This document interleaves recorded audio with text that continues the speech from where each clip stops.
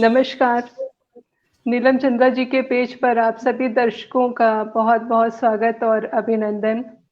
आज हम सभी अपर्णा जी की किताब त्रिआयामी के लॉन्च पर एकत्र हुए हैं और हमारे साथ विशिष्ट अतिथि के रूप में डॉक्टर सुनील देवधर, संजीव जायसवाल जी, अनूप जलान जी मौजूद हैं। अनूप जी जो इसके एडिटर भी हैं। और सबसे पहले डॉक्टर अपर्णा जी को इसके लिए बहुत बहुत बधाई और शुभकामनाएं। ये इनकी कहानी की पहली किताब है और हम सब बहुत उत्सुक हैं इसको पढ़ने के लिए। हम कार्यक्रम को आगे बढ़ाएं इसके पहले हम सभी अपने सम्मानीय सदस्यों से कहेंगे, अतिथियों से, कि वो किताब को कैमरे के ऊपर दिखा के इसका लॉन्च करें।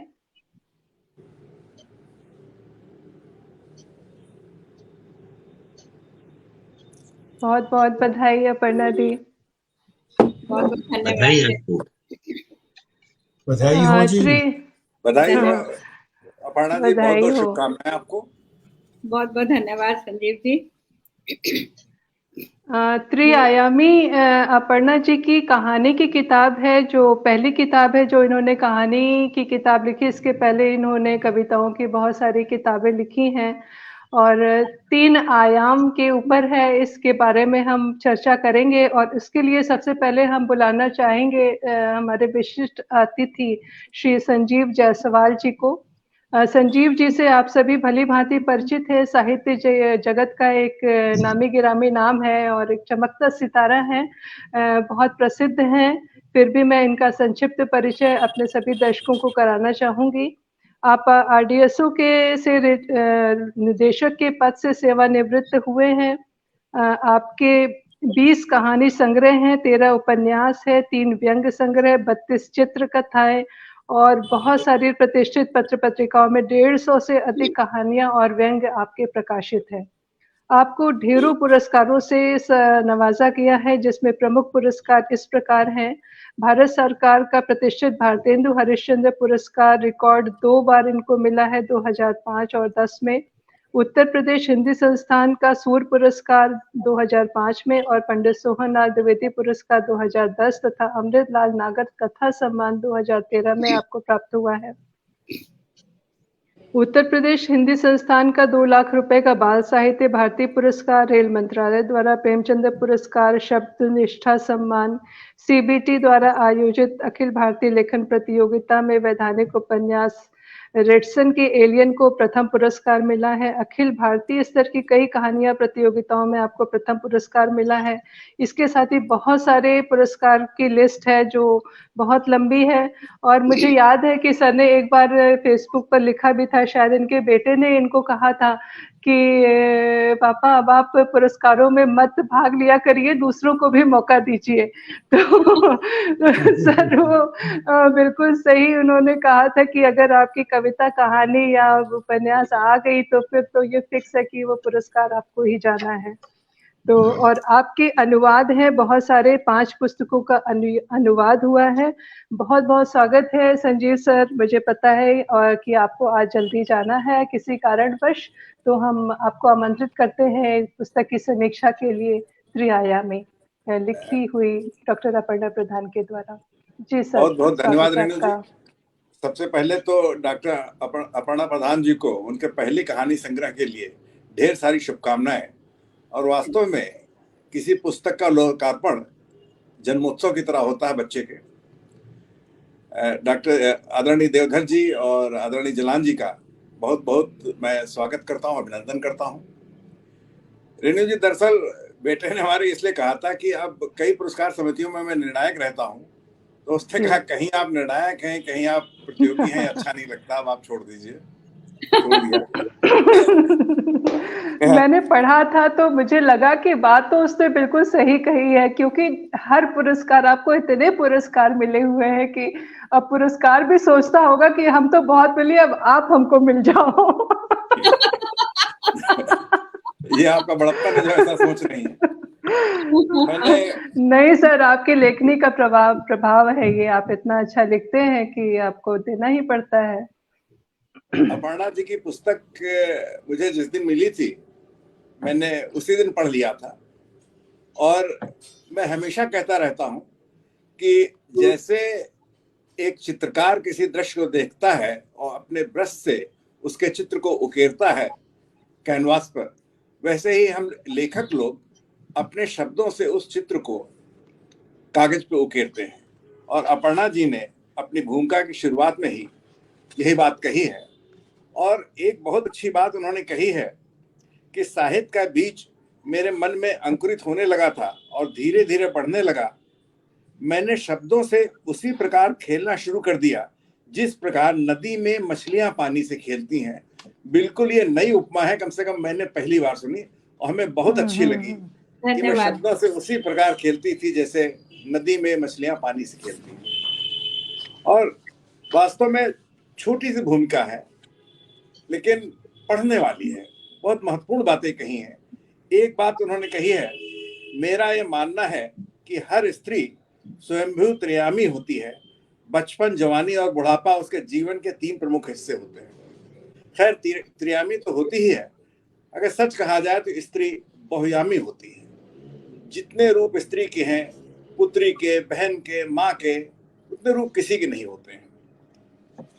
खैर इस संग्रह में आपने त्रियामी शीर्षक भी दिया है और 3 कहानियां हैं जिसमें स्त्री के 3 अलग अलग रूपों को इन्होंने बहुत सशक्त तरीके से उकेरा है। कहीं खुशी होती है, कहीं वितृष्णा होती है, कहीं आंख भर आती है। मतलब इतने वास्तव में इन्होंने चित्रकार की तरह ही रंग उकेरे हैं। अगर पहली कहानी देखी जाए अनगूंज, तो ये बहुत कुछ सोचने को मजबूर करती है।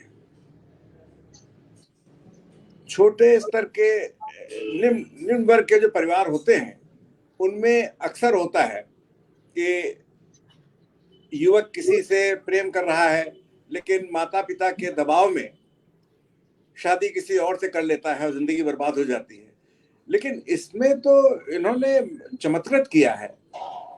एक बच्चा है जिसका बचपन में ही विवाह तय हो जाता है और वो कन्या भी आगे चल के बहुत ही गुणवती, सौंदर्यवती, रूपवती होती है, लेकिन इस लड़के का चयन आईएएस में हो जाता है और वो एक दूसरी अपनी कलीग आईएएस है, उससे प्यार करता है। लेकिन देश की सबसे मजबूत संस्था का प्रतिनिधि होने के बावजूद वह युवक माता पिता, खास करके दादाजी के दबाव में झुक जाता है और अपनी मंगेतर से शादी कर लेता है, लेकिन उसका निर्वाह नहीं कर पाता।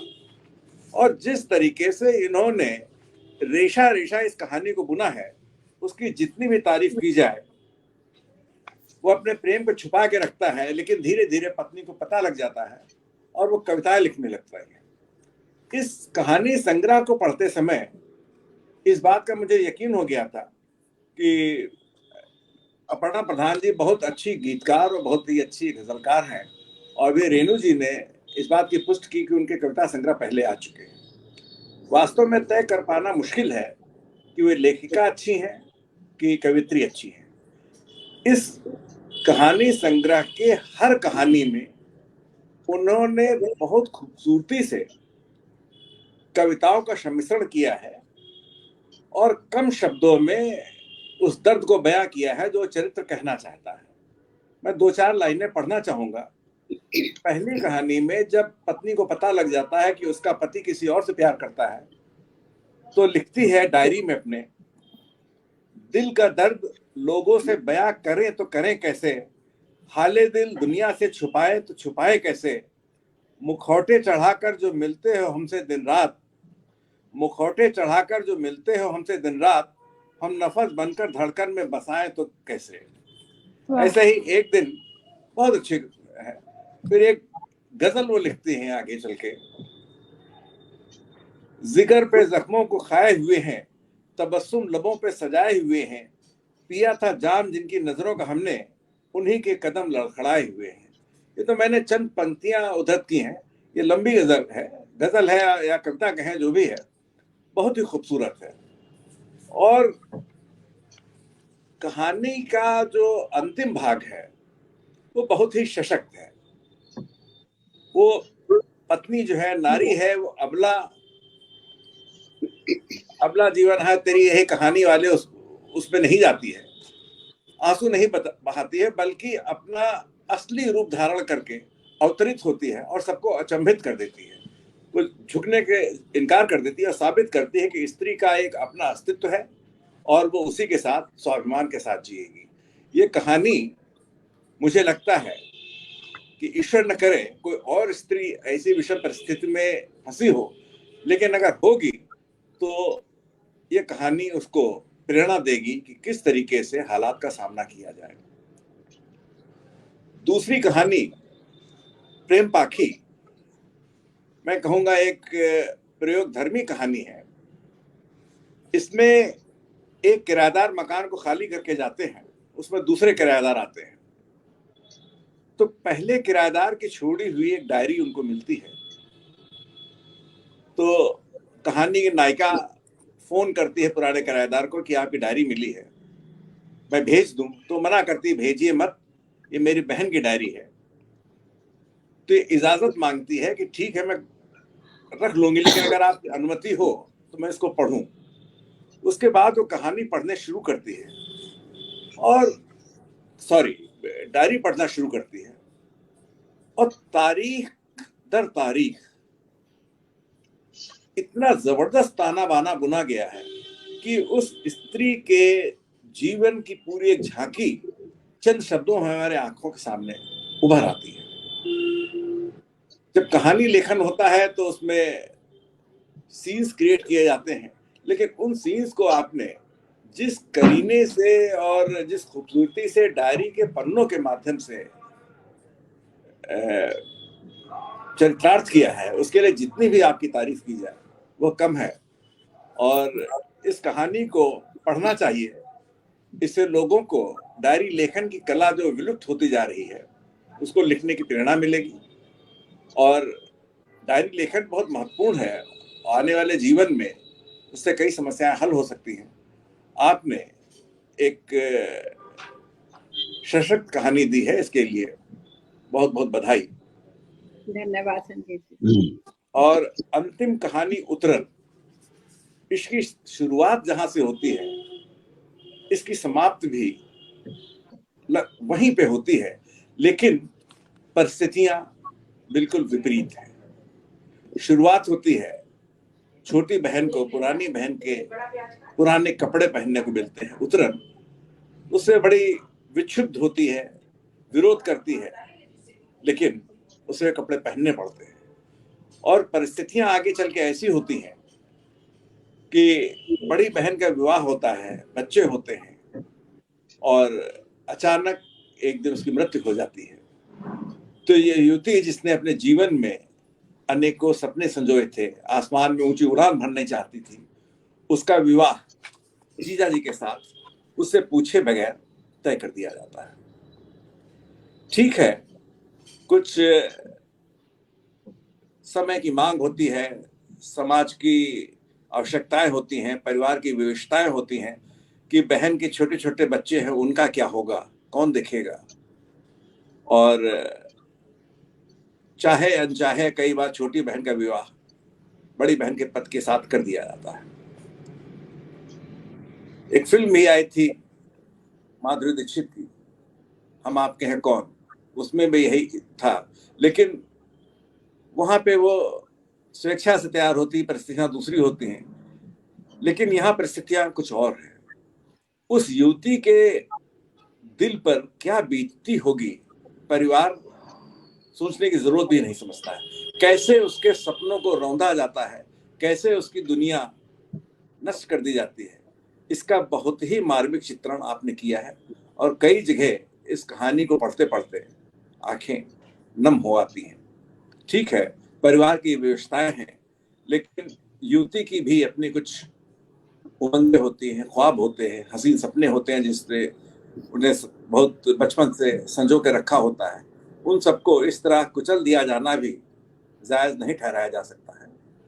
आपने कहानी के नायिका के द्वंद्व को बहुत सशक्त ढंग से उकेरा है, और उसका जो भी चरित्र है, दारुण दशा है, परिस्थितियां हैं, बिल्कुल चलचित्र की भांति आंखों के आगे उभर के सामने आ जाती हैं। कुल मिला के मैं यही कहूंगा कि ये त्रियामी कहानी संग्रह, इसमें 3 कहानियां हैं, लेकिन यह संग्रह त्रियामी न होकर बहुयामी है। जो आधी आबादी हमारी जो नारी शक्ति है, उसके जीवन के कई रंगों को हमारे सामने प्रस्तुत करता है। और आपकी भाषा सहज, सरल है, प्रवाहमय है, इसीलिए बांध के रखती है। हमें सबसे अच्छी चीज ये लगी कि आपने कहीं पे भी क्लिष्ट भाषा का प्रयोग नहीं किया है, और इसी कारण आप अपनी बात को संप्रेषित करने में सफल रही हैं। मैं इस खूबसूरत कहानी संग्रह के लिए आपको ढेर सारी शुभकामनाएं देता हूं, और मुझे विश्वास है कि आपकी लेखनी से इसी तरीके से श्रेष्ठ साहित्य का सृजन होता रहेगा और हम सब लाभान्वित होते रहेंगे। अपर्णा जी, मैंने वादा किया था और इच्छा भी थी कि पूरा प्रोग्राम अटेंड करूं, लेकिन मेरी मजबूरी है, मुझे अनुमति लेनी पड़ रही है। आशा है आप लोग बुरा नहीं मानेंगी और मुझे क्षमा करें। नहीं संजीव जी, बहुत बहुत धन्यवाद। आपने बहुत बहुत धन्यवाद आपका। अच्छी तरह से आपने मेरी पुस्तक की समीक्षा करी, उसके बारे में बताया। मैं हृदय से आपका बहुत बहुत आभार व्यक्त करना चाहती हूँ कि आप आए, इतना घर में मेहमान हैं फिर भी आप इस कार्यक्रम में आए।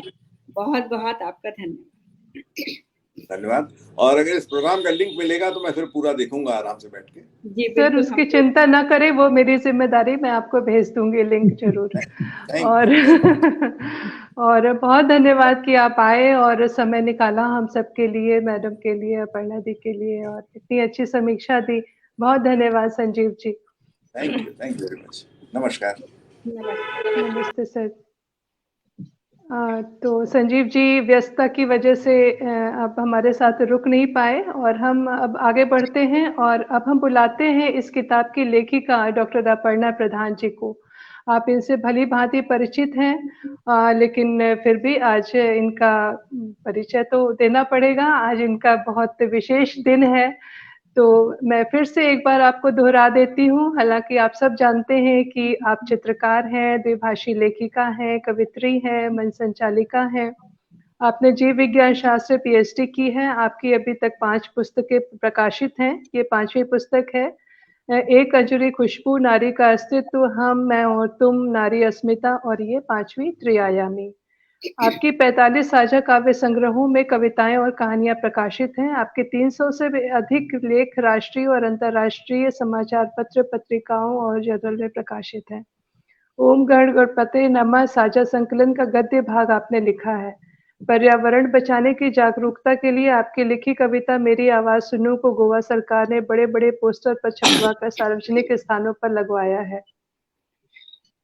आप चित्रकार भी हैं, और आपकी पेंटिंग्स बहुत सारी प्रदर्शनी का हिस्सा रही हैं, और आपके बनाए गए चित्र गोवा के राजभवन की दीवारों की भी शोभा बढ़ा रहे हैं। देश विदेश में कई घरों में आपके चित्र दीवारों पर सजे हुए हैं।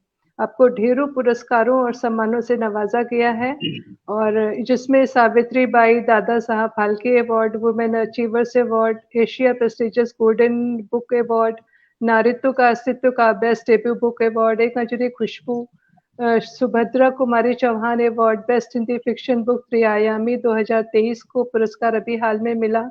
Shri Kashiram Upadhyay award for best poetry book नारी अस्मिता को। यूबीआई टॉर्च बिरर सम्मान मिला 2023 में। Indian women achievers award literature winner annual wordsmith award 2019, Munshi Premchand सम्मान, शब्दाक्षर सम्मान, श्रेष्ठ रचनाकार सम्मान आदि। आपके द्वारा मान्यता प्राप्त सबसे लंबी पेंटिंग का विश्व रिकॉर्ड का भी आप हिस्सा रही हैं, और बच्चों की पढ़ाई के लिए आपने बनाए हुए चित्र देकर अनेक चैरिटी शो का भी आपने हिस्सेदारी की है। आप इंटरनेशनल पेंटिंग कंटेस्ट राग रागिनी 2020 और 21 की जूरी की मेंबर भी रही हैं। बहुत बहुत स्वागत है अपर्णा दी आपकी इस पहले कहानी की किताब के लिए, कहानी संग्रह के लिए। आप बताएं कैसा रहा ये अनुभव, और कहानी लिखना कविता लिखने से कैसे अलग रहा, और ये विषय आपका मन पसंदीदा विषय है, क्योंकि आपकी कविताओं कि किताब भी महिला विशेष थी, उन्हीं पर आधारित थी। तो ये भी आपने जो चुना और बहुत अच्छा विषय है, क्योंकि एक महिला ही महिलाओं के बारे में समझ सकती है, बता सकती है, जान सकती है, एक्सप्रेस कर सकती है। तो अपर्णा दी जी। सबसे पहले तो मैं सबका धन्यवाद करना चाहूंगी, डॉक्टर सुनील देवधर जी का, अनूप दलान जी का और रेणु का, और डॉक्टर संजीव जायसवाल जी जो अभी बहुत ही बढ़िया समीक्षा करके गए हैं, और इसके साथ साथ जितने भी दर्शक हमारे साथ जुड़े हैं उनका भी बहुत बहुत आभार। और दूसरी बात, अनूप दलान जी का भी मैं तहे दिल से धन्यवाद करना चाहूंगी, क्योंकि इस पुस्तक की एडिटिंग उन्होंने करी है, और जितनी बार मैंने भेजा उतनी बार उन्होंने बड़े अच्छी तरह से पढ़ा, एक एक शब्द पढ़ा, बहुत अच्छे अच्छे सुझाव दिए, जिसकी वजह से एक स्मूथ फ्लो बन गया पुस्तक का।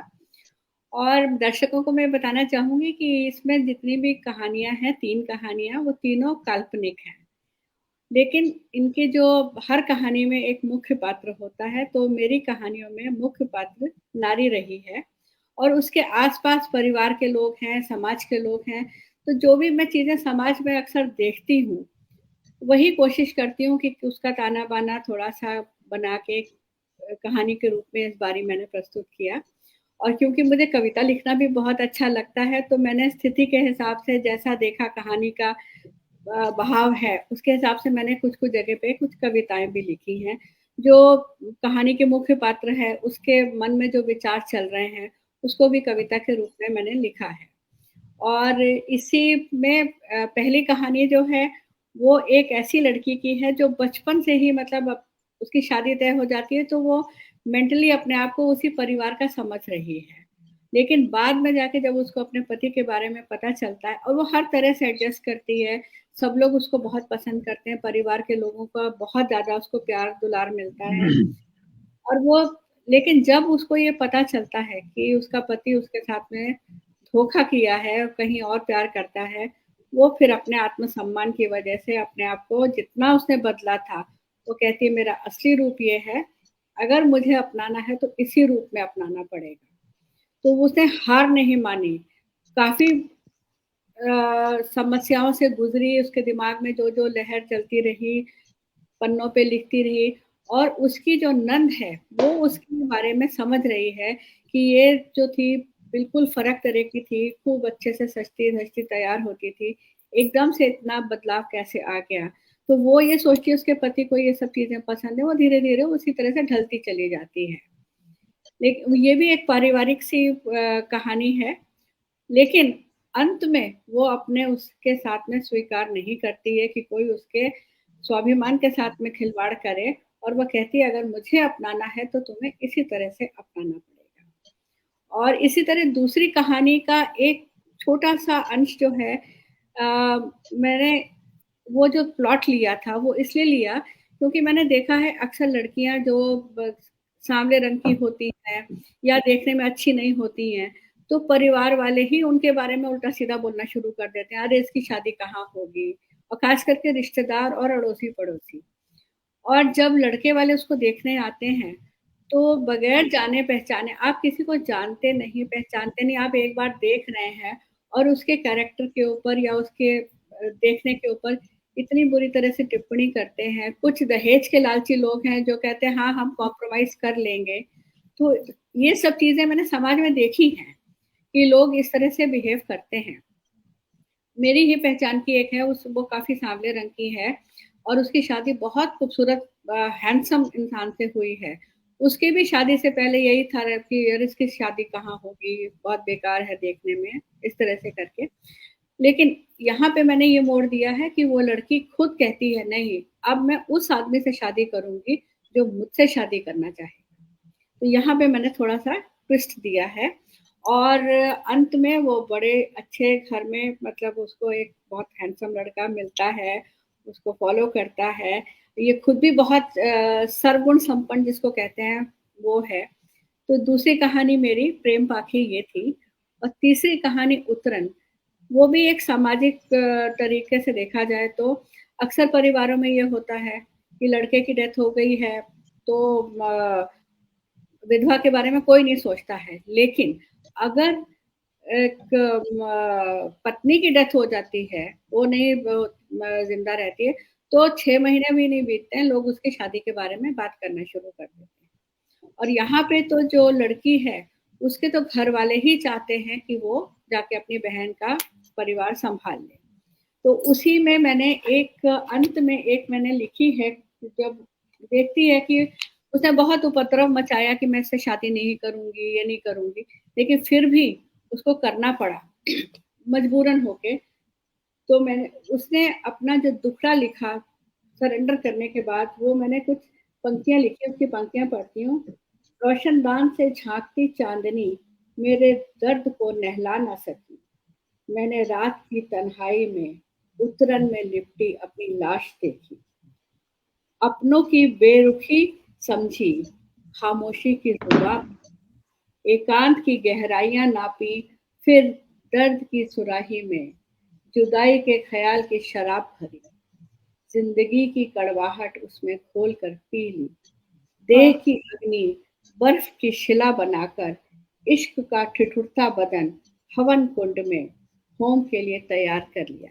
तो ये उस लड़की ने किया क्योंकि वो किसी और लड़के से प्यार करती थी और उससे शादी करना चाहती थी, लेकिन परिवार के सामने मजबूर हो गई। और अंत में उसकी बहन ही उसको कहती है, तुम्हारी जिंदगी तो उतरन से शुरू हुई और उतरन पे ही खत्म हुई। ये तो ये तीनों कहानियां जब मैंने लिखी, इसके लिए मैं निर्मला सिंह का उनका धन्यवाद देना चाहूंगी, जिनको मैं बड़ी बहन मानती हूँ। निर्मला दीदी ने मेरे को प्रोत्साहित किया कि तुम्हारी ये जो कहानियां हैं, ये कहानियां बहुत बड़ी नहीं, 1500 वर्ड्स की कहानियां थी। उन्होंने कहा नहीं, ये बहुत पावरफुल स्टोरीज हैं, इसको तुम डेवलप करो। और फिर मेरी भी सोच चलने लगी उसी के हिसाब से। तो धीरे धीरे करते करते फिर ये कहानियां आगे बढ़ी और मुझे बहुत खुशी है। संजीव जी ने भी कहा बहुत अच्छे से लिखी गई हैं, तो ये इसका बहुत हद तक मैं श्रेय दूंगी निर्मला जी को, जिन्होंने मुझे प्रोत्साहित किया इस तरह से लिखने के लिए।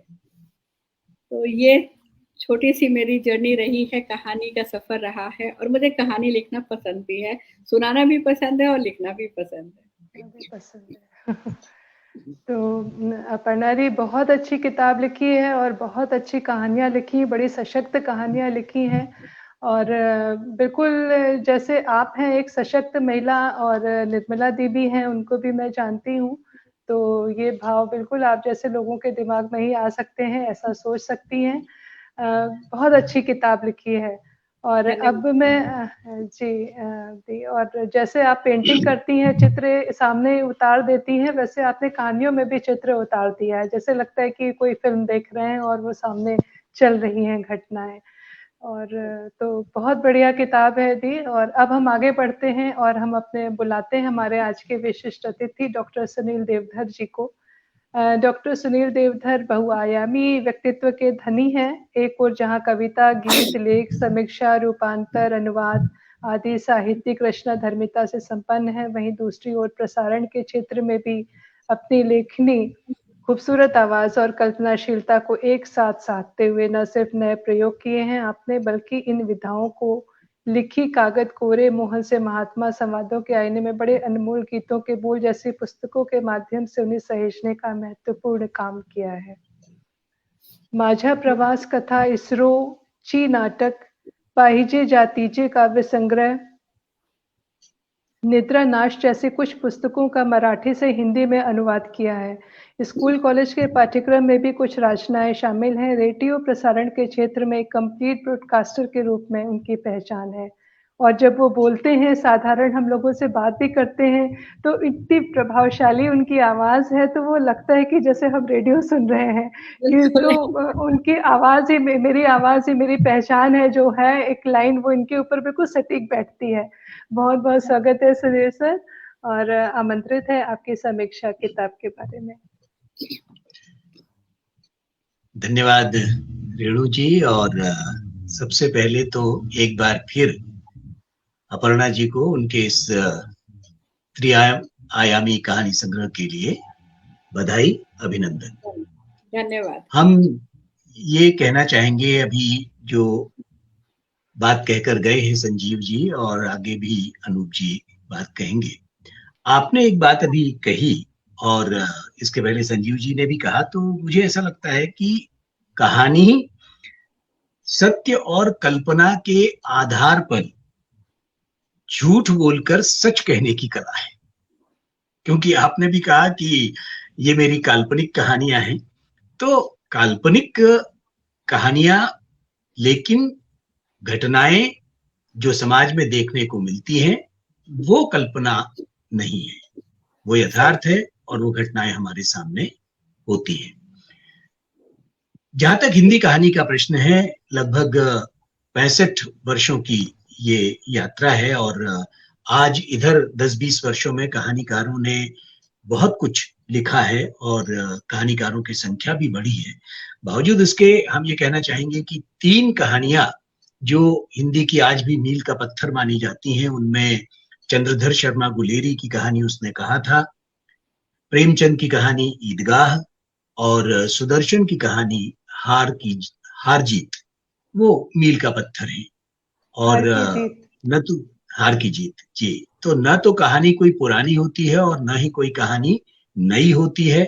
और उस कहानी को जितने टाइटल दिए जा रहे हैं आजकल, नई कहानी, यथार्थ कहानी, बोध की कहानी, तो ये सब नाम बेमानी है। सच कहा जाए तो कहानी कहानी है। और वो हेमिंग्वे का एक वाक्य मुझे याद आता है जिसमें वो कहते हैं कि कहानी लेखन एक बुल फाइटिंग है। कहानीकार जो है वो एक बैल के सामने खड़ा है और उसको उसके साथ में संघर्ष करते हुए आगे बढ़ना है। तो निस्संदेह कहानी एक इस तरह की कला है जिसमें कहानीकार अपनी कल्पना, अपनी भावना, अपना विचार और अपर्णा जी के संदर्भ में कहें तो अपना कवि पन्नों पर उतार देता है। क्योंकि इस कहानी संग्रह में 3 कहानियां हैं। कहानियां थोड़ी बड़ी कहानियां हैं, इसे थोड़ा सा लंबी कहानी भी आप कह सकते हो, लेकिन इन तीनों कहानियों में अपर्णा जी का कवि भी हर जगह मौजूद है, जिसकी चर्चा अभी जी संजीव जी करके गए हैं। तो इन 3 कहानियों में पहली कहानी की चर्चा न करते हुए हम अंतिम कहानी की पहले चर्चा करेंगे, उतरन, जो कि अपने नाम के बिल्कुल अनुरूप ये कहानी है। और जब इस कहानी की बात है जिसमें कि थोड़ी लंबी कहानी जरूर है, लेकिन उसमें उतरन सबसे कम लंबी कहानी है और इसमें नाम के अनुरूप भी है, क्योंकि उसकी जो नायिका है निक्की, तो ये परंपरा और रूढ़िवाद के विचार तले जो लड़की दबी हुई है वो कॉलेज में पढ़ने को बाहर निकलती है एक शहर में। और इस कहानी में पुनर्विवाह, बाल विवाह, बेमेल विवाह, विधवा विवाह, इन सारी समस्याओं को ये कहानी अपने आप में उठा रही है।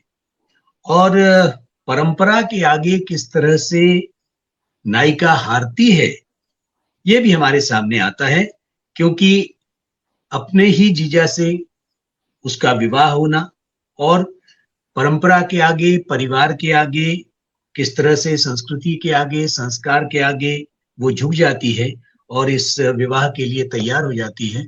मुझे याद पड़ता है कि दोस्त की शादी पर इस अपनी एक नज्म में साहिर लुधियानवी ने कहा है, और उसका एक शेर आता है, वो यहाँ से शुरू होता है कि फजा में गूंज उठे तराने शादियों के, हवा इतरांगी जर्रा जर्रा मुस्कुराता है। और उसका जो महत्वपूर्ण शेर है वो ये था कि ये इनक़िताए अहदी उल्फत, ये हयात नौ, यानी ये प्रेम काल की समाप्ति और नव जीवन का प्रारंभ।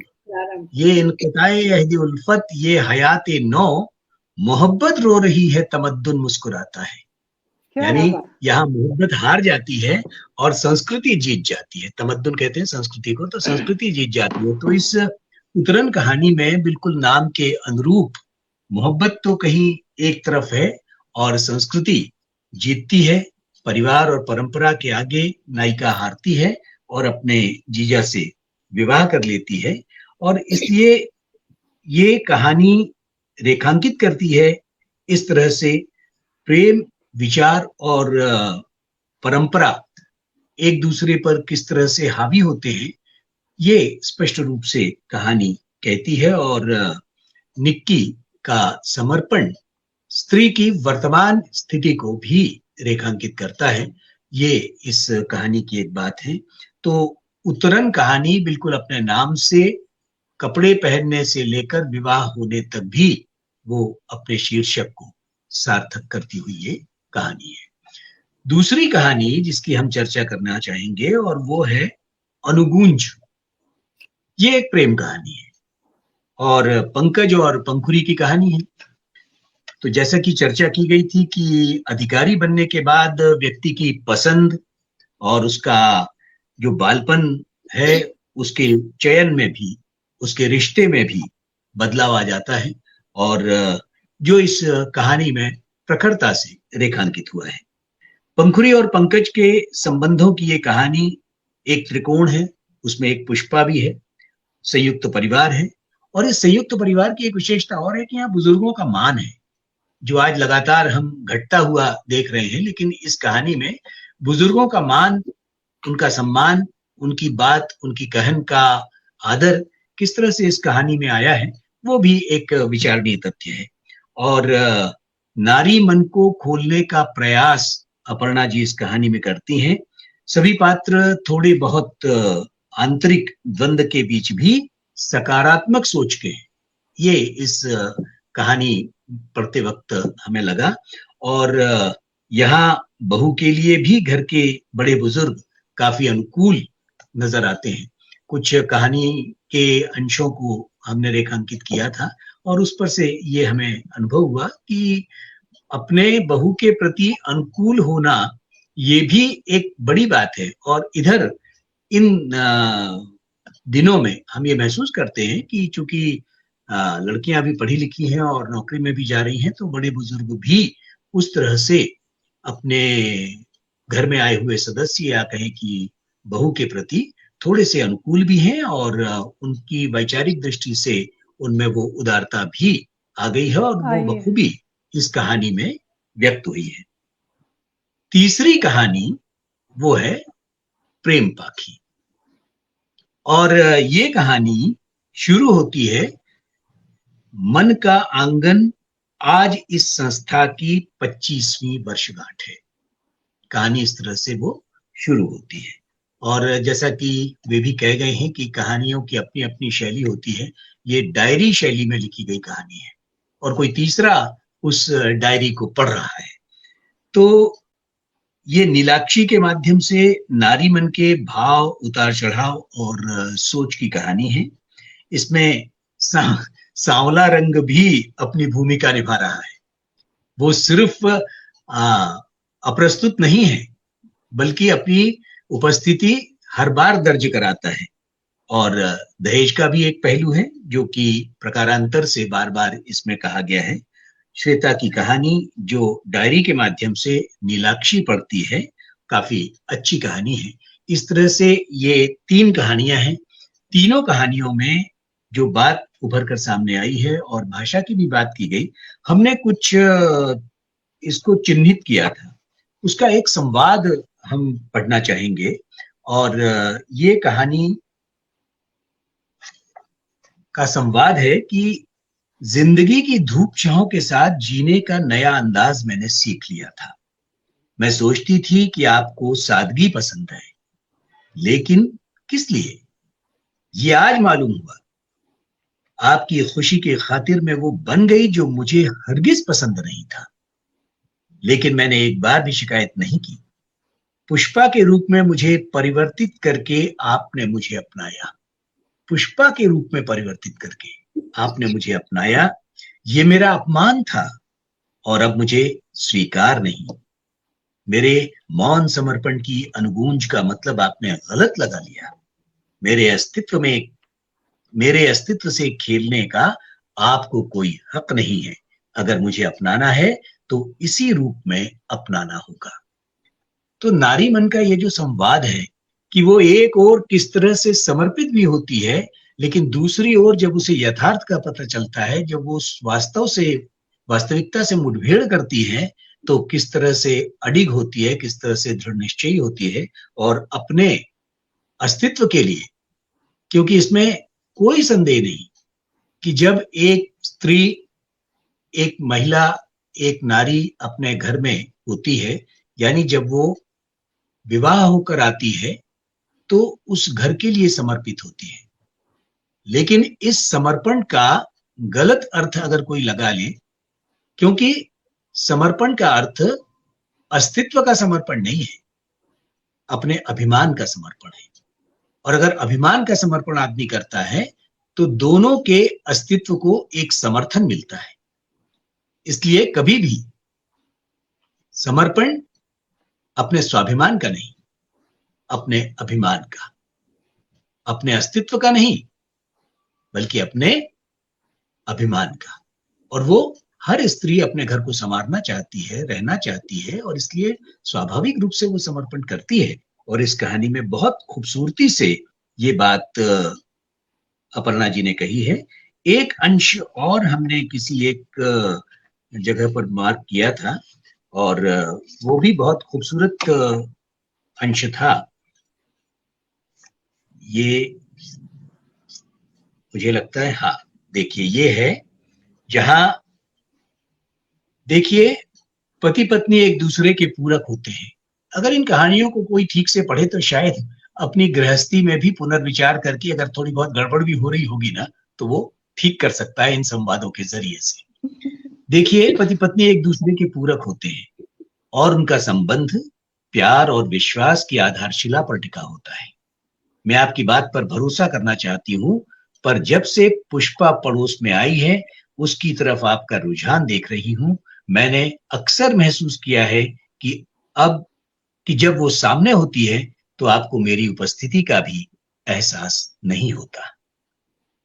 ठीक है, मैं आपकी बात पर विश्वास कर लेती हूँ, लेकिन एक बात ध्यान में रखिएगा, नारी सब कुछ सह सकती है, लेकिन अपने पति और प्यार को कभी किसी के साथ बांट नहीं सकती। एकदम सहज बातें हैं, लेकिन जिस ढंग से प्रस्तुत हुई हैं, निस्संदेह एक परिवार को उस ढंग से, उस परिवार की जो अवस्था है या उस परिवार की जो व्यवस्था है, उस व्यवस्था में इन पंक्तियों को पढ़ने के बाद अगर कोई सुधार कर लेता है, तो मुझे लगता है कि इस कहानी लेखन की अपनी एक सार्थकता भी पूरी होगी।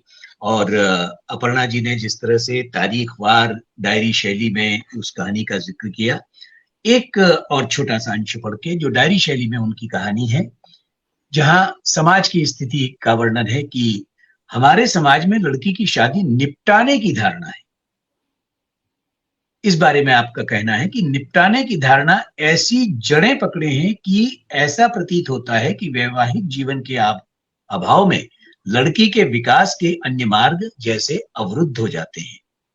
विवाह बंधन में बंधते ही यूं लगता है कि माता पिता के सिर से मनोबोझ उतर गया हो और लड़की को अनंत विश्रांति मिल गई हो। तो ये जो संवाद है, एक अंतिम संवाद, और अपनी बात को हम विराम देंगे। नारी जीवन धान की पौध समान होती है। कितनी अच्छी बात है ये, क्योंकि धान एक जगह पहले लगाई जाती है, फिर उसको उखाड़ के दूसरी जगह रोपा जाता है। तो नारी जीवन, नारी कहीं पैदा होती है और उसके बाद विवाह होकर कहीं और जाती है। एक ही वाक्य में सामने ला दिया सारा सच। नारी जीवन धान की पौध के समान होती है, एक ऐसी पौध जिसका बीज किसी और जगह लगाया जाता है, और जैसे ही पौध जड़ें पकड़ने लगती है, उसे अन्य खेत की मिट्टी में रोप दिया जाता है। ऐसी ही नियति लड़की की होती है, जन्म कहीं लेती है, थोड़ी बड़ी होते ही विवाह बंधन में बांधकर किसी अन्य परिवार में सारी जिंदगी बिताने के लिए भेज दी जाती है। तो इस तरह के संवाद इन कहानियों में आए हैं, जो एकदम सहज हैं, लेकिन इतने सच हैं जितना हम अभी आपसे संवाद कर रहे हैं। इसकी सत्यता इतनी सच है, इसको कोई झुटला नहीं सकता। तो हम एक बार फिर अपर्णा जी को उनके इस सहज संभव कहानी संग्रह त्रियायम के लिए, जिसमें कहानी में जरूर उन्होंने 3 डायमेंशन की बात की है, त्रिआयामी, लेकिन ये बहुआयामी जैसी बार बार उल्लेख किया गया। ये कहानियां हमारे जीवन की कहानियां हैं, हमारे समाज की कहानियां हैं, हमारे आपके बीच की कहानियां हैं। मैं एक बार फिर अपर्णा जी को उनके इस कहानी संग्रह के लिए बधाई देता हूं, उनका अभिनंदन करता हूं। उनकी लेखनी चलती रहे और रेणु जी बार बार इस तरह के कार्यक्रमों का संचालन करती रहें, हमें बुलाती रहें और हमें भी कुछ कहने का, पढ़ने का अवसर मिलता रहे। बहुत बहुत धन्यवाद। अनूप जी जा चुके हैं, लेकिन नहीं, अनूप जी तो है, संजीव जी जा अभी चुके बोलेंगे हैं। सर जी। अच्छा लगेगा अनूप जी को सुनना। बहुत बहुत धन्यवाद कि आप समय निकाल के आए और आपने इतनी बढ़िया समीक्षा दी कि मुझे लग रहा है कि हाँ, मुझे कहानियां लिखते रहना चाहिए। आपने प्रेरित कर दिया है ये सब बता के कि हाँ, कहानी आपको पसंद आई। जो आपको पसंद आई है तो इसका मतलब कुछ तो हमने ठीक लिख ही दिया है। कुछ नहीं, बहुत अच्छा लिखा है और सर ने बड़ी सार्थक समीक्षा की और बहुत सकारात्मक समीक्षा की और बहुत बहुत धन्यवाद सर। और समय की थोड़ी सी हमारे पास सीमा रहती है, तो हम जल्दी से अब आगे बढ़ेंगे अनूप जी की तरफ। इसके ये एडिटर हैं, एक बार नहीं कई बार इन्होंने इस किताब को पढ़ा है और शुरू से इसके साथ जुड़े हुए हैं, अपर्णा दी के लेखन को बहुत अच्छे से जानते हैं। खुद शास्त्रीय संगीत के विशेषज्ञ हैं, गाना गाते हैं, बहुत अच्छा गीतकार है, लिखते हैं, आप इनको सुनते रहते हैं, हमारी काव्य गोष्ठियों में संचालन करते हैं और हमारे ये टेक्निकल हेड भी हैं। तो बहुत बहुत स्वागत है अनूप जी, बताएं, अपने साझा करें विचार। मंच को नमस्कार और अपर्णा जी को पहले तो बधाई इस कहानी संग्रह के लिए, और फिर दूसरा इन्हें धन्यवाद, क्योंकि इन्होंने मुझे एक एडिटर बना दिया। इसके पहले मैंने कभी कहीं कोई किताब को फॉर्मली एडिट जो करते हैं वो उस तरह से नहीं किया। किसी ने कहानी भेज दी, किसी ने कविता भेज दी कि जरा इसमें कुछ चूक दिखती हो, कुछ बता सकते हो तो बता दो। उतना थोड़ा थोड़ा मदद जरूर करता आया हूँ, पर पूरी किताब लेकर के भाई इसको पूरी को एडिट करना है तो इस तरह से कभी किया नहीं था, पहली बार किया। उसमें भूल चूक भी रही होगी, जरूर नहीं हो ऐसा नहीं हो सकता, पर एक मेरे लिए एक बहुत बड़ा आयाम था, एक नया एक्सपीरियंस था। और जैसे कि आपने रेणु जी अभी कहा बहुत बार पढ़ चुके हैं, तो सही बात है, एक एक कहानी को 5-5, 6-6, 7-7 बार पढ़ा है। और इसको अपू जी इसमें ऐसा नहीं, इसको थोड़ा ऐसे करके देखें तो कैसा लगेगा, फिर अपू जी उसके ऊपर फिर उसके ऊपर मैंने जो कहा उससे और कुछ आगे 3 कदम और आगे बहुत जाके अच्छे से, मतलब बहुत वैलिड पॉइंट सजेस्ट करे और जब उन्होंने कुछ सुझाव दिए तो फिर मैंने उस पर विचार किया, फिर लिखा। तो इसके लिए तो अनूप जी का बहुत बहुत धन्यवाद। तो वो हमारा चलता रहा। और समीक्षा तो आपने देखा है, आप अभी संजय जी थे और फिर सुनील जी, इन्होंने जिस तरह से जितनी बढ़िया समीक्षा की है, तीनों कहानियों की अलग अलग कर दी समीक्षा। तो पुस्तक की समीक्षा करके यहाँ पर मुझे नया में क्या ऐड कर रहा हूँ, मुझे ऐसा कुछ भी नहीं है। पर 2-3 बातें जो अब तक में बात हो रही थी उसके ऊपर से सुनकर मुझे बात याद आ रही है।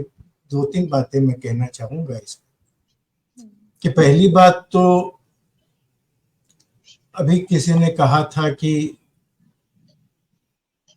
कल्पना और सत्य के ऊपर से बैठकर कल्पना, सत्य के ऊपर बैठ के झूठ लिखा है या झूठ पर से वो उसको बनाया गया है। तो कहने का जो उनका अर्थ था वो यही था कि हम जो देख रहे हैं समाज में, हमारे सामने देख रहे हैं, उसी को हमने नाम बदल दिए। थोड़ा कहानी में 4 जगह की कहानी मिलाकर हमने एक जैसा बनाकर उसको एक ढांचा देकर किया है। इसमें बिल्कुल नया हमारी तरफ से क्या, अगर ये सोचने बैठे तो हम पाएंगे कि हमारी तरफ से नया कुछ भी नहीं है। जो विचारक हैं वो ये चीज को कह चुके हैं कि there is nothing new in the world.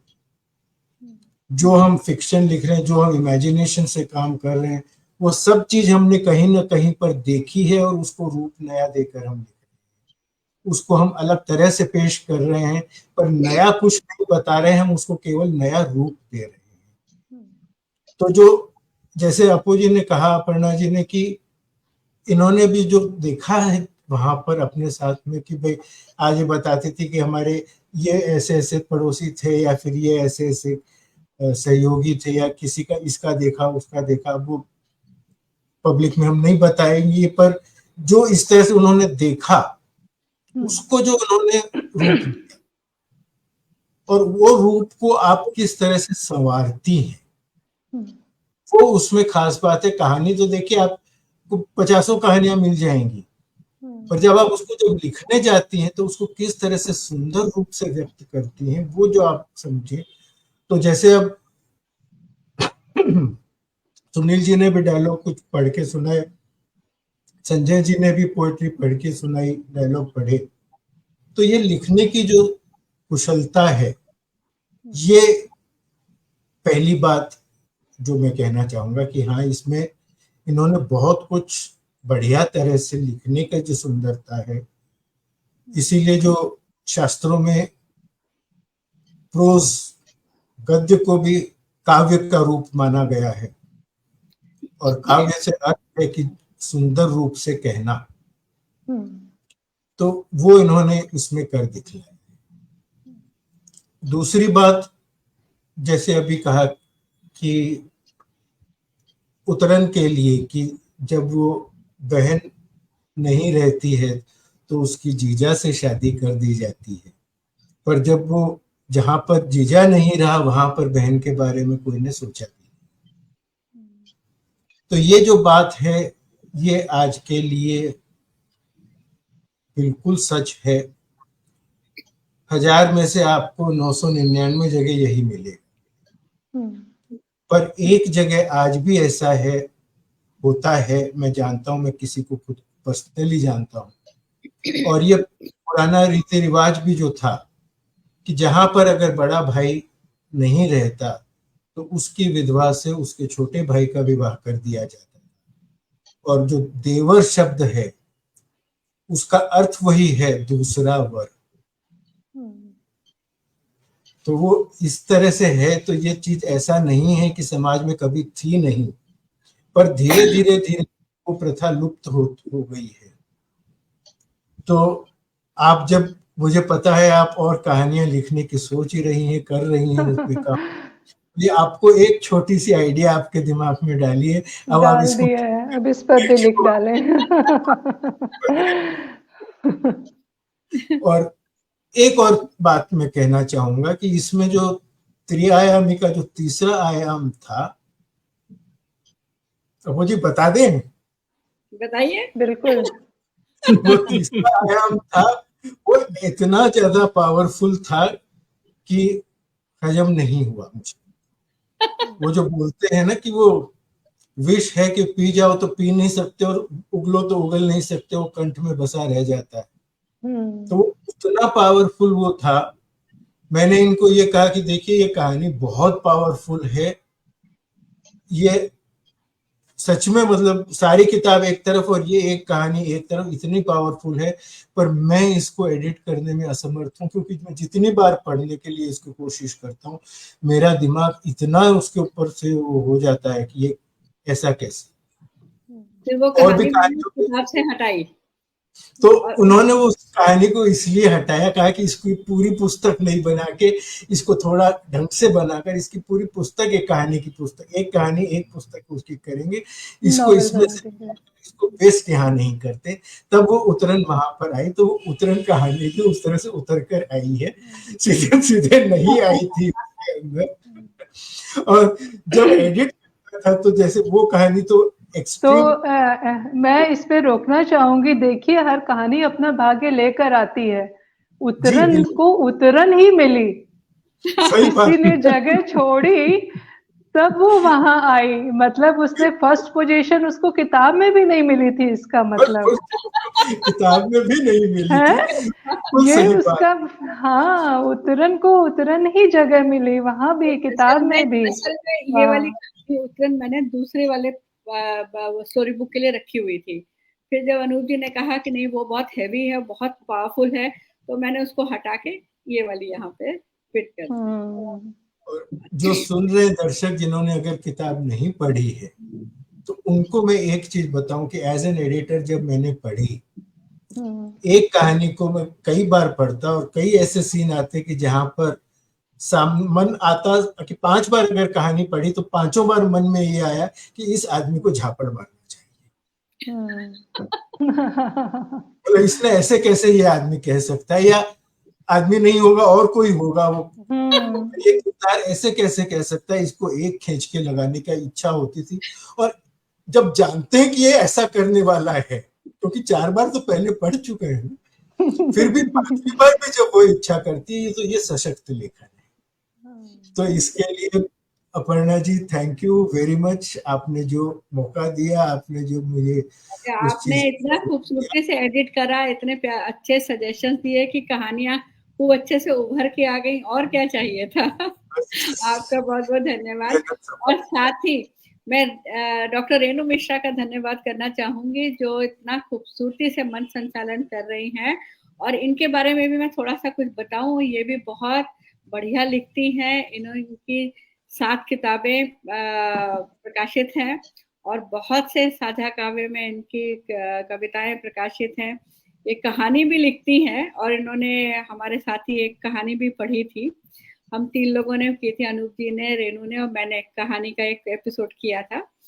और उसके अलावा इनको भी बहुत सारे पुरस्कार मिले हैं, जिनमें से मैं ये बोलना चाहूंगी, वर्ड्समिथ एक्स्ट्राऑर्डिनरी प्राइड ऑफ इंडिया मिला था इनको, और विमेन नेशनल अवार्ड भी इनको मिला है अंतर्राष्ट्रीय महिला दिवस पर, जयपुर से मिला था।